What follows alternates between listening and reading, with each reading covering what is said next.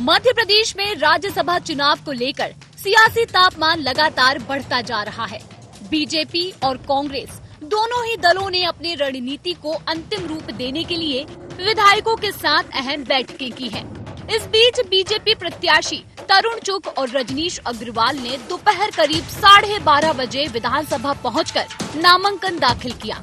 इस मौके पर मुख्यमंत्री डॉक्टर मोहन यादव, प्रदेश अध्यक्ष हेमंत खंडेलवाल समेत कई वरिष्ठ नेता मौजूद रहे। नामांकन के बाद मुख्यमंत्री ने दोनों प्रत्याशियों को अग्रिम शुभकामनाएं भी दी। सबने मिलकर के भारतीय जनता पार्टी द्वारा प्रत्याशी घोषित दोनों राज्यसभा के माननीय सदस्यगणों के नॉमिनेशन फॉर्म को यहाँ जमा किया है। माननीय प्रधानमंत्री के नेतृत्व में उच्च सदन में हमारे प्रतिनिधि भेजेंगे, जो मध्य प्रदेश के हितों के साथ साथ देश के अंदर भाजपा की दृष्टि से भी और संसदीय कार्य की दृष्टि से अपनी योग्य भूमिका निभाएंगे। अग्रिम बधाई, बहुत बहुत धन्यवाद। उधर कांग्रेस की उम्मीदवार मीनाक्षी नटराजन सोमवार को अपना नामांकन दाखिल करेंगी, लेकिन तीसरी सीट को लेकर सस्पेंस बरकरार है। हालांकि बीजेपी अपनी स्थिति मजबूत होने का दावा कर रही है। आज नामांकन के दौरान खुरई से भाजपा विधायक और पूर्व मंत्री भूपेंद्र सिंह का एक बड़ा बयान सामने आया। उन्होंने कहा कि बीजेपी की तैयारी पूरी है। अगर पार्टी तीसरा कैंडिडेट भी चुनाव मैदान में उतारती है तो भी हमारी जीत तय है। हमारे पास पूरा बहुमत और समर्थन है। उनके सुर में सुर पीडब्ल्यूडी मंत्री राकेश सिंह ने भी मिलाया। नगरीय विकास मंत्री कैलाश विजयवर्गीय के बाद राकेश सिंह और भूपेंद्र सिंह के बयानों ने कांग्रेस खेमे को बेचैन कर दिया है। वहीं नेता प्रतिपक्ष उमंग सिंघार का ये कहना है कि अफवाहों पर ध्यान न दें। कांग्रेस पूरी तरह एकजुट है और मीनाक्षी नटराजन को विधायकों का पूरा समर्थन है। राज्यसभा चुनाव को लेकर सियासी हलचल तेज। बीजेपी कांग्रेस में रणनीतिक बैठकों का दौर जारी। पीसीसी में हुई कांग्रेस विधायक दल की बैठक। सीएम हाउस में बीजेपी विधायकों का डिनर। राज्यसभा की तीसरी सीट पर सस्पेंस बरकरार। बीजेपी ने लिया 4 नामांकन फॉर्म। तीसरी सीट की तैयारी के दिए संकेत। डिनर डिप्लोमेसी से बढ़ी सियासी गर्मी। 8 जून तक साफ होगा पूरा समीकरण। पूरी भारतीय जनता पार्टी में हर्ष है। अभी कांग्रेस का अंदरूनी मामला है और जिस तरह की स्थितियां कांग्रेस में हैं, कल कांग्रेस में क्या होगा ये कोई नहीं जानता। ये आपसे किसने कहा कि हम लड़ रहे हैं और ये किसने कहा कि नहीं लड़ रहे हैं? मैं समझता हूं कि जो भारतीय जनता पार्टी की अटकलें हैं, जो अफवाहें हैं, आज की इस मीटिंग ने स्पष्ट कर दिया है कि अगर आप तीसरा उम्मीदवार भी लाते हो, कांग्रेस पार्टी का उम्मीदवार पूरे बहुमत के साथ जीतेगा। ये आज कांग्रेस के विधायकों ने विश्वास दिलाया। कुल मिलाकर मध्य प्रदेश की राज्यसभा सियासत अब रोमांचक मोड़ पर है।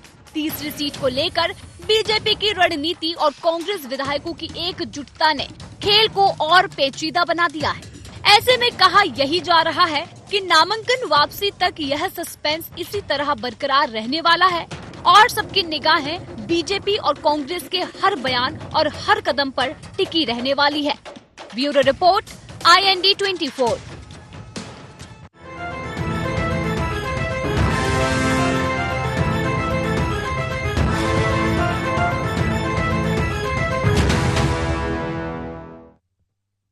नमस्कार, IND एजेंडा इलेक्शन, नॉमिनेशन और टेंशन में आप सभी का स्वागत है। मैं हूं आपके साथ दिव्यांशु जोशी।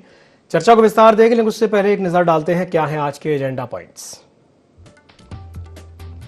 राज्यसभा चुनाव को लेकर बीजेपी नेताओं के बयानों के क्या है मायने। राज्यसभा की तीसरी सीट का सस्पेंस कितना बड़ा गेम चेंजर। बीजेपी की डिनर डिप्लोमेसी से कितना बदलेगा सियासी गणित। कांग्रेस के एकजुटता के दावे में कितना दम। तो मध्य प्रदेश में राज्यसभा चुनाव को लेकर के अब सियासी तापमान जो लगातार बढ़ता ही जा रहा है। बीजेपी और कांग्रेस दोनों ही दलों ने अपनी अपनी रणनीति को अंतिम रूप देने के लिए विधायकों के साथ अहम बैठकें की हैं। अब इसी बीच बीजेपी प्रत्याशी तरुण चुग और रजनीश अग्रवाल ने दोपहर करीब 12:30 बजे विधानसभा पहुंचकर के नामांकन दाखिल किया। इस मौके पर मुख्यमंत्री डॉक्टर मोहन यादव, प्रदेश अध्यक्ष हेमंत खंडेलवाल समेत कई वरिष्ठ नेता मौजूद रहे और नामांकन के बाद मुख्यमंत्री ने दोनों प्रत्याशियों को अग्रिम शुभकामनाएं भी दी हैं। तो राज्यसभा सीट को लेकर के वो जो तीसरी सीट है उसे लेकर के जो सस्पेंस है वो अभी भी बरकरार है। आज इसी विषय को लेकर के चर्चा करते हैं। कुछ खास मेहमान हमारे साथ चर्चा में शामिल हो रहे हैं, आपका परिचय करा देते हैं। हमारे साथ चर्चा में जुड़ रहे हैं संदीप पाठक जी, वरिष्ठ पत्रकार हैं। संदीप जी, बहुत बहुत स्वागत है आपका ND24 में। हमारे साथ जुड़ रहे हैं पवन पटेल जी, सचिव हैं मध्य प्रदेश कांग्रेस के। पवन जी, आपका भी बहुत बहुत स्वागत है ND24 में। और हमारे साथ जुड़ रहे हैं मोहित गर्ग जी, मीडिया पैनलिस्ट हैं मध्य प्रदेश भारतीय जनता पार्टी के। मोहित जी, आपका भी बहुत बहुत स्वागत है ND24 में। शुरुआत में संदीप जी आपसे ही कर लेता हूं। संदीप जी, ये जो राज्यसभा चुनाव को लेकर के भारतीय जनता पार्टी के नेताओं के जो अलग अलग तरह के बयान सामने आ रहे हैं, कैसे देखते हैं आप इन बयानों को? और अभी मैं सुन रहा था उमंग सिंगार जी की बात को, और वो जिस कॉन्फिडेंस के साथ ये बात कह रहे हैं कि हाँ, अगर तीसरी सीट पर भी अगर प्रत्याशी आ भी जाए तो भी इस मीटिंग के बाद ये स्पष्ट है कि जीतेगी तो कांग्रेस ही। वो पूरे कॉन्फिडेंस के साथ ये बात कह रहे हैं, क्या कहेंगे?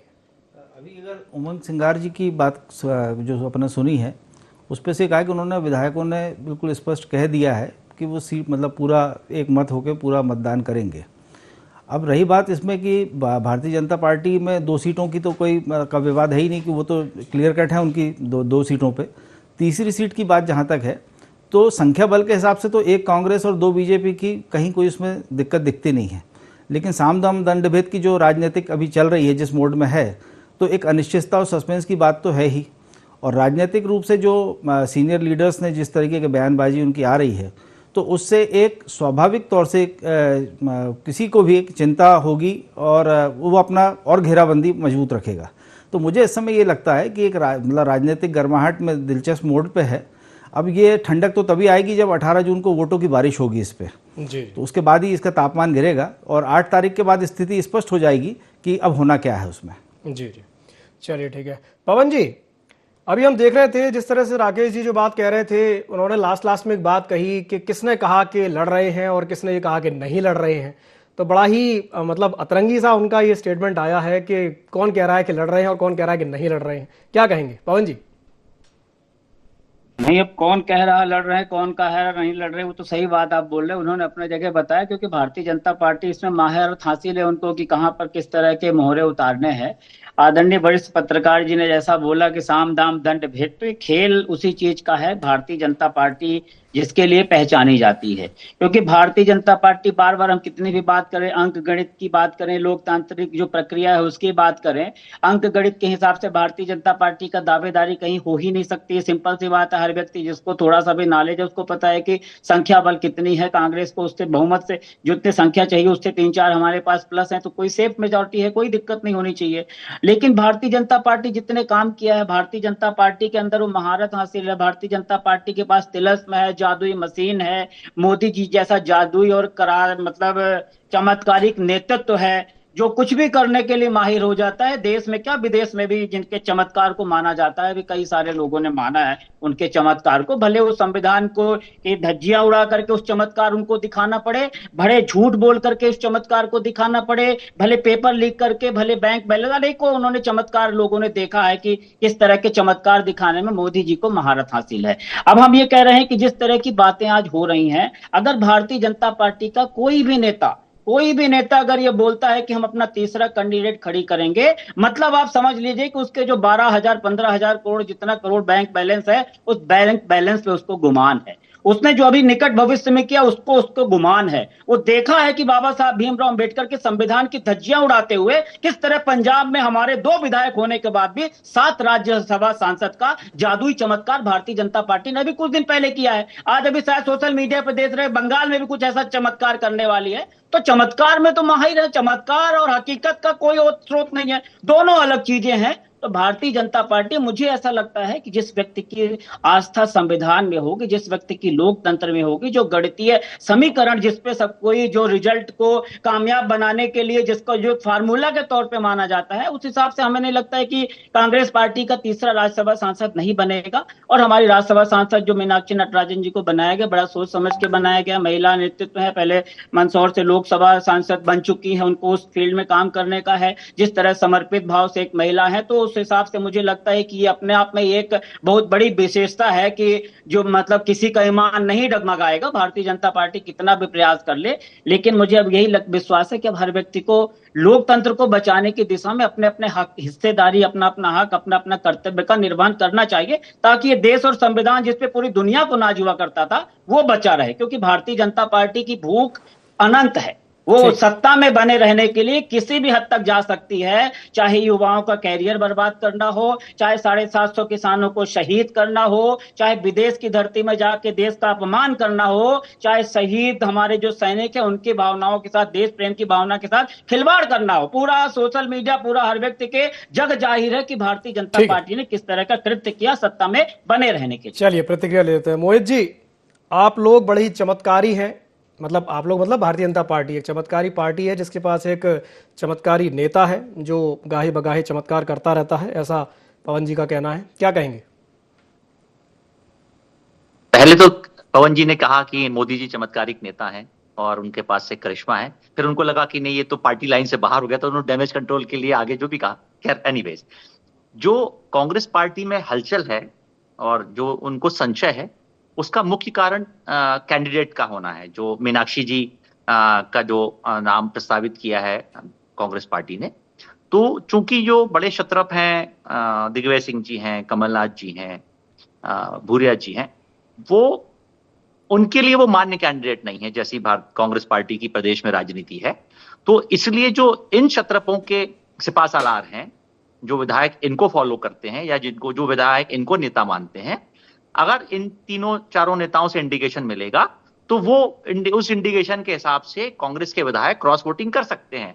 इसका संशय है। इसमें भारतीय जनता पार्टी का तो कोई रोल नहीं है। अगर आपका कैंडिडेट सर्वमान्य नहीं है, उसका जो भी कारण हो, आपके छत्रपों को, आपके वरिष्ठ नेताओं को उन पर विश्वास नहीं है या वो उनको अपना नहीं मानते कि वो हमारे हिसाब से काम करेंगे, जो कि कांग्रेस की परंपरा है कि मेरा आदमी हो, मेरा व्यक्ति हो, पार्टी से मतलब नहीं होता, तो इसलिए दिग्विजय सिंह जी और कमलनाथ जी को अगर ये सूट नहीं करता तो उनके जो फॉलो करने वाले विधायक हैं वो डेफिनेटली उनके कहने पे या अंतरात्मा की आवाज पे दाएं बाएं क्रॉस वोटिंग कर सकते हैं, जिसका इनको डर है और ठीक रहा वो हम पर फोड़ना चाहते हैं। अच्छा, आपने कभी सुना हिंदुस्तान के किसी भी राज्य में कि बीजेपी के विधायक को लेकर संशय है कि वो क्रॉस वोटिंग कर सकते हैं? हमारा विधायक क्रॉस वोटिंग क्यों नहीं कर सकता पूरे हिंदुस्तान में, किसी भी प्रदेश में या मध्य प्रदेश में? हमको तो कभी डर नहीं होता, क्योंकि हमें पता है कि हमारे पार्टी का कार्यकर्ता, वो उसके पास विधायक का दायित्व हो, सांसद का दायित्व हो या वो सामान्य कर्मचारी कार्यकर्ता होने का दायित्व हो, वो पार्टी के अनुशासन में और पार्टी की रीति नीति को मानकर पार्टी के साथ जुड़ा हुआ है, ना कि नेता के साथ जुड़ा है। कांग्रेस पार्टी में जो कार्यकर्ता, सो कॉल्ड कार्यकर्ता है, वो नेता से जुड़ा है, उसके बाद पार्टी से जुड़ा है। हमारा जो कार्यकर्ता है वो पार्टी से जुड़ा है। नेतृत्व या दायित्व किसी को भी आप देते रहिए, उससे कोई फर्क नहीं पड़ता। आप देखिए रजनीश अग्रवाल जी को, ना उन्होंने स्वयं सोचा, ना वो दिल्ली गए, ना उनकी किसी ने लॉबिंग करी कि टिकट उनको, तो टिकट हमारे यहाँ कार्यकर्ता को देखकर, कार्यकर्ता के काम को देखकर आती है, उसके कद को देखकर नहीं आती। इसके पूर्व में भी देखिए कैलाश सोनी जी करेली से थे, सुमेर सिंह सोलंकी जी धार से थे, ना उन्होंने कभी सपने में सोचा, ना जब लोग कई बार टिकट डिक्लेयर होती तो लोग बोलते ये कौन है, ये कहां से, ये क्या करते हैं पार्टी में। तो हमारे यहाँ कोई कद से नेतृत्व, कद से किसी को दायित्व नहीं दिया जाता। कार्यकर्ता अगर वो सिंसियरली पार्टी का काम कर रहा है तो उसको पार्टी आइडेंटिफाई करके रखती है, मौका आने पर उसको दायित्व सौंपती है। मगर कांग्रेस में नेता के हिसाब से दायित्व सौंपा जाता है, ये बड़ा फर्क है। इसलिए इनको संशय है कि कहीं ऐसा नहीं हो कि क्रॉस वोटिंग हो जाए। हमें कोई संशय नहीं होता कभी, ना हमें है। हमारी 2 सीटें पक्की हैं, इनकी क्रॉस वोटिंग हो सकती है। अगर चुनाव हुआ तो वो इनके जिम्मे है, उसमें हमारे ऊपर ठीकरा फोड़ना चाहे फोड़ सकते हैं, हमारी इसमें कोई जिम्मेदारी नहीं। चलिए, पवन जी कुछ कहना चाह रहे हैं, मंद मंद मुस्कुरा भी रहे हैं। जी पवन जी। नहीं, मैं कह रही हूँ अंतरात्मा की आवाज भी जो है ना मैनिपुलेटिंग हो गई। अंतरात्मा की आवाज एकदम सही समय में आती है। इंदौर में देखिए, अक्षय बम जब फार्म वापस करने की लास्ट डेट रही, तब मोदी जी ने उनके आत्मा में घुसे और अंतरात्मा की आवाज आई, कुछ बेटा मैं ही सब कुछ अच्छा करने वाला मैं हूं। अरे अंतरात्मा की आवाज पहले आ जाए ना, कि अगर नरेंद्र मोदी इतना अच्छा काम कर रहा है तो पहले ही अंतरात्मा की आवाज जाग जाए ना। अचानक क्यों जागती है? ईडी सीआईडी क्यों अंतरात्मा की आवाज को जगाता है? साथ में बोलना गलत है, साथ में बोलना मना है, साथ में बोलना मना है। अंतरात्मा की आत्मा को जगाने के लिए ईडी सीआईडी का साथ क्यों लेता है? अभी आदरणीय मोहित जी ने बड़ा उससे बोला कि क्या आपने कभी सुना सुना है? क्या आपने कभी सुना है कि कोई भ्रष्टाचारी भाजपा में शामिल होने के बाद सबसे बड़ा भ्रष्टाचारी क्यों नहीं रहता? कौन सी वॉशिंग मशीन है? क्या आपने सुना है किसी भारतीय जनता पार्टी को भ्रष्टाचार की वॉशिंग मशीन की भ्रष्टाचारी है? भाजपा में शामिल होने के बाद सारे दाग धुल जाते हैं। ये कौन सा ये नेतृत्व बोल रहा था जादुई चमत्कार, ये मैजिकल नेतृत्व की बात कर रहा था मैं, जो आप बोल रहे थे मैं उसको करेक्शन किया है। करेक्शन करने की कोई जरूरत नहीं। एक व्यक्ति को बता दीजिए जो सबसे बड़ा भ्रष्टाचारी हो, जिसको हमारे देश के सबसे ताकतवर, सबसे बड़े डायनेमिक प्रधानमंत्री ने बोला हो कि ये सबसे बड़ा भ्रष्टाचारी है, और भाजपा में शामिल होने के बाद कैसे गायब हो जाता है भ्रष्टाचार, कैसे ईडी सीआईडी की जांच बंद हो जाती है? क्या कहीं भी सुना है आपने कि कोई भारतीय जनता पार्टी का व्यक्ति में भ्रष्टाचारी है? इन्होंने ईमानदारी से 12,000 करोड़ कमा ले गए, 7-7 हजार करोड़ के कार्यालय बन गए, और हम बड़े भ्रष्टाचार थे तो 200-250 करोड़ हमारी रह गई। तो ये दोहरा चरित्र जो भारतीय जनता पार्टी की, इसीलिए मैं जादुई नेतृत्व बोला हूं कि कांग्रेस के समय में जब रुपया पतला होता है तो देश की साख गिरती है, और अब जब रुपया पतला हो रहा तो देश की साख मजबूत हो रही है। ये डबल इंजन की सरकार चलाने वाले ये डबल चरित्र की बात करते हैं। इनका मापदंड दोहरा हो जाता है। हर चीज की परिभाषा संवैधानिक हिसाब से एक होनी चाहिए, नियम कानून एक तरह से होने चाहिए, चाहे भाजपा का हो चाहे कांग्रेस का हो। समस्या इस बात की है कि भाजपा में शामिल होने के बाद परिभाषाएं बदल जाती हैं। ये दोहरा मापदंड नहीं होना चाहिए। अरे दम है तो बता दो ना भैया, पंजाब में कैसे बन गए 7 राज्यसभा सांसद? कौन सा जादुई कड़ी थे बता दो ना। बाबा साहब भी आज सोच रहे होंगे कि क्या घुमा फिरा के काम कर रहे हैं। 2 विधायक भाजपा के और 7 राज्यसभा सांसद, तो इनको गुमान है। इनको अपने जो तानाशाही का नेतृत्व है, जिस तानाशाही के नेतृत्व पे सरकार चला रहे हैं, यहां पर देखिए इनके आप कह रहे हैं कि हमारे कार्यकर्ताओं को काम मिल जाता है। अरे गोपाल भार्गव को काम क्यों नहीं दे रहे भाई? गोपाल भार्गव जी को काम दो ना। उनको तो भाजपा की विचारधारा को आत्मसात किए बैठे हैं। गोविंद सिंह राजपूत को काम दे दिया आपने, तुलसी सिलावट को दे दिया, रामनिवास रावत को दे दिया, गोपाल भार्गव का नंबर नहीं आएगा? वो कौन सा मापदंड है? कौन सा तराजू है? कौन सा तराजू? बड़े अच्छे पॉइंट्स आपने उठाए पवन जी। तराजू है सत्ता में बने रहने का, जो रास्ता है उसी रास्ता में हम चलेंगे, चाहे नैतिक हो चाहे अनैतिक हो। भारतीय जनता पार्टी की फिलॉसफी है। चलिए, आप ही की बात पर मैं दोनों से ही टिप्पणी चाहूंगा। पहले संदीप जी आपसे, उसके बाद मैं आपके पास आऊंगा मोहित जी। संदीप जी, अगर आप कुछ टिप्पणी करना चाहें तो। देखिए, मैं तो इसमें ये कहूँगा कि अभी की जो परिदृश्य है और जो देश में जिस तरीके का संख्या बल भारतीय जनता पार्टी के साथ है, तो आज की स्थिति में तो वो जो है समंदर जैसी स्थिति में है। और कांग्रेस की पार्टी एक नदी के तौर पे है, और प्रदूषण नदियों में फैलने की संभावनाएं ज़्यादा होती हैं, तो उनको सुरक्षित रखने की जवाबदारी भी उनके नेतृत्व की, उनके लोगों की है। तो मैं सिर्फ यही कहूँगा कि दरिया यदि समंदर में मिल जाती है तो फिर वो दरिया नहीं रह जाती। तो ये बचाव उनको हमेशा करना पड़ेगा, और इस चाकचौबंद व्यवस्था में अपने आप को बचाए रखना पड़ेगा। यही उस समय उनकी बड़ी उपलब्धि है कि जो उनकी सीट है वो सम्मान से निकल जाए। और बाकी तो आप सुन ही रहे हैं और हम सब सुन रहे हैं इस बात को। जी, चलिए ठीक है। मोहित जी, थोड़ा सा मुझे संशोधन करने की अनुमति दे, अन्यथा ना लें। आपने जो नदी से उसको, कांग्रेस पार्टी को आपने संबोधित किया, मैं उसको तालाब की तरफ लाना चाहता हूं। कुछ समय पहले नदी की श्रेणी में जरूर थी, अब तालाब की स्थिति में आ गई कांग्रेस पार्टी। और जो पवन जी कह रहे थे, तो आदरणीय गोपाल भार्गव जी 9 बार से विधायक हैं, 4 बार मंत्री रहे हैं।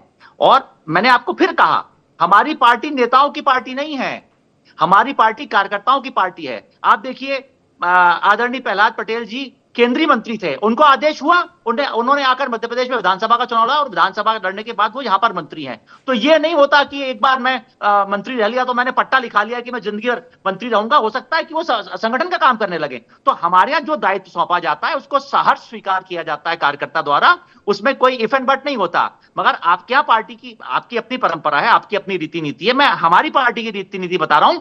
इसलिए हमारी पार्टी की नीति में आप देखिए, कभी हमारे यहाँ आपको इस तरह की बगावत नहीं दिखती कि ऐसा नहीं हुआ तो हम ऐसा कर देंगे, क्रॉस वोटिंग कर लेंगे।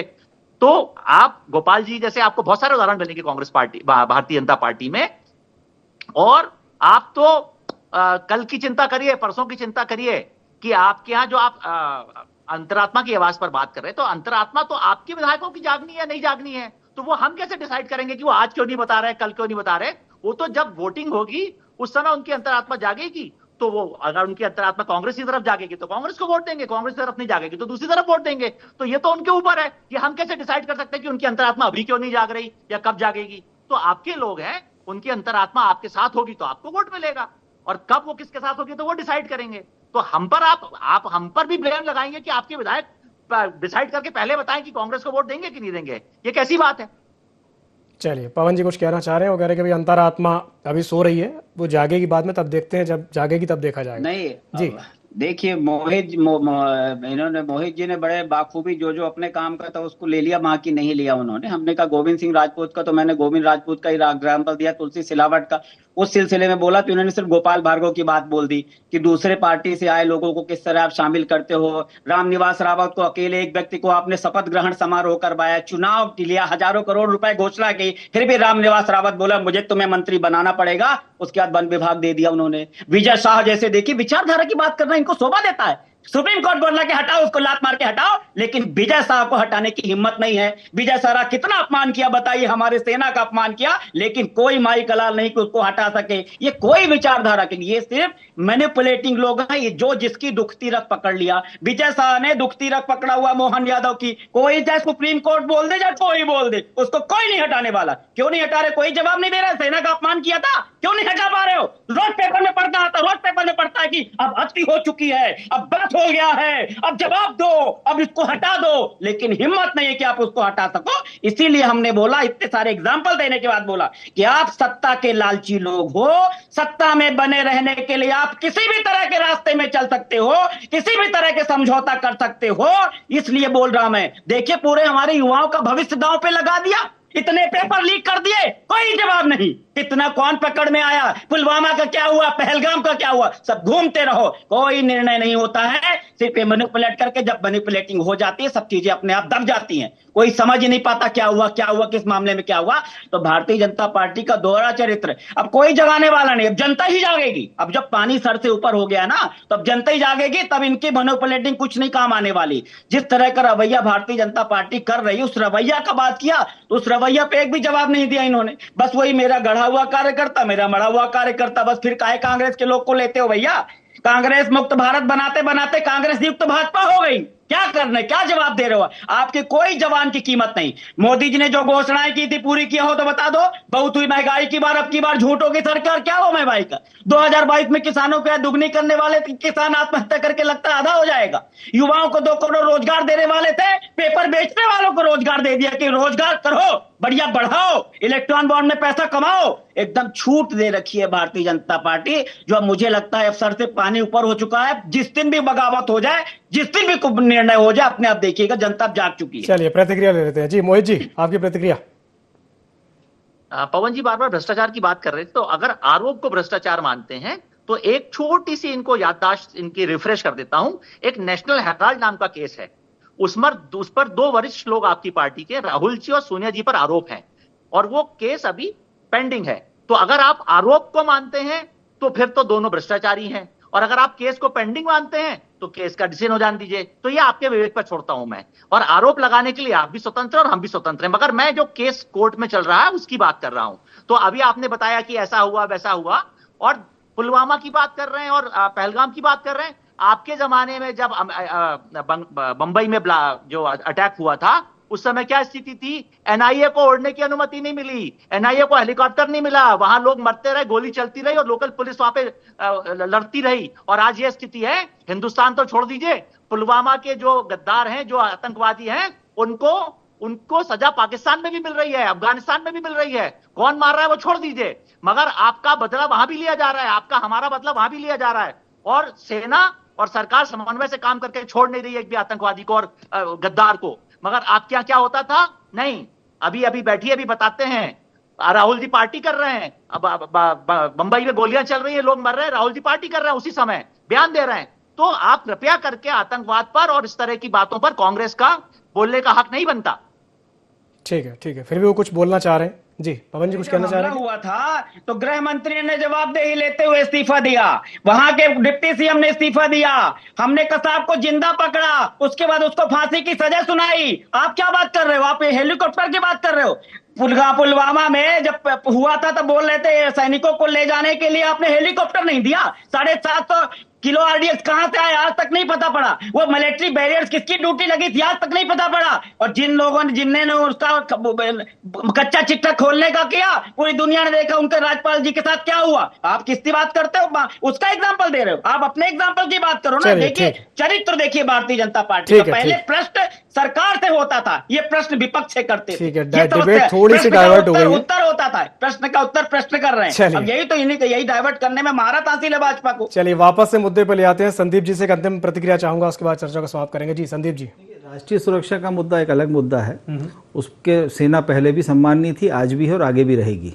तो उसमें चाहे सरकार किसी की भी रहे और जो भी काम करता है वो राष्ट्र हित में करता है, उस समय उसके गुण दोष पे बात हो सकती है, पर उस पर राजनीति नहीं होनी चाहिए। अब रही बात चुनाव को लेकर, जिस मुद्दे पे अपन बात थे, संख्या बल के हिसाब से बिल्कुल स्पष्ट है कि भारतीय जनता पार्टी की 2 सीटें आना तय है और 1 कांग्रेस की। रही बात वोटों की, अगर कोई किंतु परंतु के साथ कोई मतदान में मतपत्र में कोई गड़बड़ी खामी हो जाए, कोई वोट में, हालांकि कांग्रेस भी इसमें जिम्मेदारी से समझेगी इस बात को, और यदि कोई अनुपस्थित हो जाए किन्हीं भी कारणों से, उन कारणों से एक राजनीतिक माहौल बदल सकता है। अगर ये दोनों संभावनाएं नहीं है तो स्पष्ट रूप से दोनों का एक अपना जो क्राइटेरिया उसके हिसाब से निर्वाचन होगा, ऐसा लगता है। अब आने वाले ये है कि 8 तारीख को और बिल्कुल स्पष्ट हो जाएगा कि कौन खड़ा होता है, कौन नाम वापस लेता है, कौन नहीं करता। और 18 तारीख को तो आपको बिल्कुल वोटों की बारिश के साथ और गिनती के साथ पता ही लग जाएगा, एकदम क्लियर हो ही जाएगी। बिल्कुल सही कहा, तस्वीर तो क्लियर हो जाएगी। मतलब और संभव तो दोनों भी मिठाई खिला सकते हैं या कोई भी मिठाई खिलाए, अब उस दिन पता लगेगा।